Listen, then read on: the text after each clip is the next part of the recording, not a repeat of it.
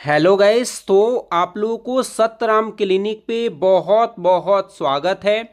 और आज इस वीडियो में हम लोग समझने वाले हैं एजिथ्रोमाइसिन 500 के बारे में कि एजिथ्रोमाइसिन का उपयोग किस किस बीमारी में किया जाता है और कैसे हम लोग के शरीर पे वर्क करती है और कौन से बीमारी होने पर इसका उपयोग नहीं करना चाहिए और कितनी मात्रा में और कितने दिनों तक इसका उपयोग करना चाहिए। इन सभी की जानकारी इस वीडियो में देने वाला हूं। तो बस पूरे वीडियो में बने रहते हैं तो आज बहुत कुछ सीखने वाले हैं। तो चलिए वीडियो को स्टार्ट करते हैं और एक एक पॉइंट समझते हुए चलते हैं। सबसे पहले हम लोग समझेंगे कि it is a macrolide class antibiotics which is use to treat different bacterial infection. ये क्या होता है? एजिथ्रोमाइसिन जो होता है वो माइक्रोलाइड क्लास की मेडिसिन होती है जो क्या करती है, विभिन्न प्रकार के बैक्टीरियल इन्फेक्शन को ख़त्म करती है। अगर आपके शरीर में किसी भी प्रकार का बैक्टीरियल इन्फेक्शन होता है तो उसको ख़त्म करने में एजिथ्रोमाइसिन का उपयोग किया जाता है। जैसे एग्जाम्पल के लिए बात कर लें, मिडिल ईयर इन्फेक्शन। अगर कान में कोई संक्रमण हो गया है जिसके वजह से कान बहते रहता है, कान में दर्द रहती है और कान से सुनाई बहुत कम देने लगता है, वैसी कंडीशन में इसका उपयोग हम लोग कर सकते हैं। दूसरा, थ्रोट इन्फेक्शन। अगर मुंह का संक्रमण है उस कंडीशन में भी इसका उपयोग किया जा सकता है। अगर निमोनिया हुआ है उसमें भी क्या किया जाता है, एजिथ्रोमाइसिन का उपयोग किया जाता है। या इंटेस्टाइनल इन्फेक्शन, अगर आंत में किसी भी प्रकार का कोई क्या हो गया है, इन्फेक्शन हो गया है, बैक्टीरियल इन्फेक्शन हो गया है, वैसी कंडीशन में इसका उपयोग किया जाता है। और एक बात और मैं बता दूं कि सम अदर माइक्रोलाइड क्लास एंटीबायोटिक्स, अभी हमने समझा कि एजिथ्रोमाइसिन जो होती है वो माइक्रोलाइड क्लास की क्या होती है, एंटीबायोटिक्स होती है। तो इससे जुड़े हुए और कौन होते हैं, तो एरिथ्रोमाइसिन हो गया और क्या, क्लेरिथ्रोमाइसिन हो गया, रोथ्रीथ्रोमाइसिन हो गया और एजिथ्रोमाइसिन हो गया।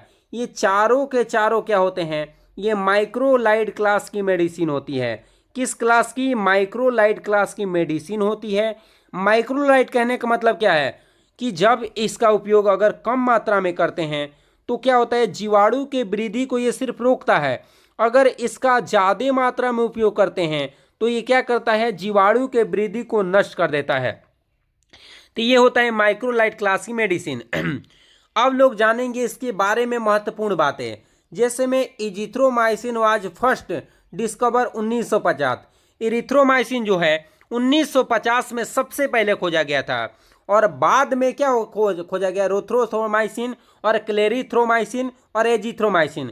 सबसे पहले एरिथ्रोमाइसिन खोजा गया था, बाद में ये खोजा गया, फिर ये और फिर एजिथ्रोमाइसिन, ये बाद में खोजे गए थे।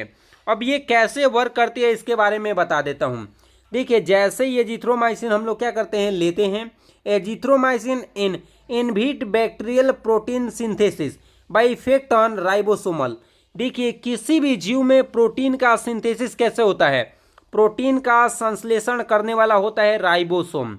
और राइबोसोम जैसे ही नष्ट हो जाता है, अगर किसी भी जीव में राइबोसोम नष्ट हो जाए या उस पर किसी भी प्रकार का प्रभाव पड़ता है तो शरीर में प्रोटीन का संश्लेषण नहीं हो पाता है। तो ये जैसे ही मेडिसिन में हम लोग एजिथ्रोमाइसिन लेते हैं तो ये क्या करता है, किसी भी बैक्टीरिया जो होता है उसमें प्रोटीन का संश्लेषण नहीं होने देता है, जिसके कारण इसका सिंथेसिस रुक जाता है। और मैं बता दूं कि जीवाणु जो होता है ये उसके राइबोसोम जो होते हैं 30S और 50S से मिलकर बने होते हैं। किस एस से? तो 30S और 50S। 30S, सॉरी ये 50S लिख लेना है। 30S और 50S से मिलकर बन के और कौन सा 70S बनते हैं। जीवाणु में कौन सा राइबोसोम पाया जाता है, तो 70S का, जिसमें एक 30S का होता है, एक 50S का होता है। तो जब भी हम जैसे एजिथ्रोमाइसिन लेते हैं तो उसका प्रभाव किस पे पड़ जाता है, 50S पे, जिसके कारण जीवाणु की वृद्धि क्या हो जाती है, रुक जाती है। जीवाणु में जैसे ही प्रोटीन का संश्लेषण नहीं होता है उसकी वृद्धि रुक जाती है और हम बीमारी से क्या हो जाते हैं, बच जाते हैं। अगर इसकी मात्रा कम देते हैं, जैसे हम क्या, it's low concentration drugs act the bacteriostatic, मतलब इसकी मात्रा अगर कम मात्रा दी जाए तो जीवाणु की वृद्धि को रोकता है, अगर इसकी मात्रा ज़्यादा दी जाती है तो जीवाणु को मार देता है, मतलब ख़त्म करने का काम करता है। अब इसका उपयोग हम लोग कहाँ, देखिए कि इसको कौन कौन से बीमारी में इसका उपयोग कर सकते हैं। तो मैं बोलूं कि पाइनोजेनिक इन्फेक्शन में कर सकते हैं, निमोनिया में कर सकते हैं। अगर गोनोरिया हो गया है गोनोरिया जो होता है ये क्या होता है, एसटीआई रोग होता है, इसमें भी कर सकते हैं। डिप्थीरिया हो गया तब भी हो सकते हैं। बोन ज्वाइंट इन्फेक्शन, अगर किसी भी प्रकार के ज्वाइंट में इन्फेक्शन हो गया है तो इसका कर सकते हैं। अब देखिए इसके साथ कौन से ड्रग्स का उपयोग नहीं करना चाहिए। थियोफाइलिन, जो कि क्या, थियोफाइलिन किसका मेडिसिन होता है, ब्रोंकोडायलेटर होता है। ब्रोंकोडायलेटर जो कि सांस लेने में तकलीफ होती है उस समय इसका उपयोग होता है। तो जब इजिथ्रोमाइसिन ले रहे हैं तो उस समय इसका उपयोग नहीं कर सकते हैं। दूसरा क्या, कार्बेना जो जेपिंग का उपयोग नहीं कर सकते हैं, बालाफ्लोएट का नहीं कर सकते हैं। ये चारों मेडिसिन का उपयोग आप लोग नहीं कर सकते हैं जब आप क्या चला रहे हैं, एजिथ्रोमाइसिन चला रहे हैं। और इसका उपयोग कब नहीं करना है, तो लो मैग्नीशियम इज ब्लड, अगर आपके ब्लड में मैग्नीशियम की मात्रा कम आ रही है। अब ये मैग्नीशियम का पता यूरिन टेस्ट कराने से पता चलता है।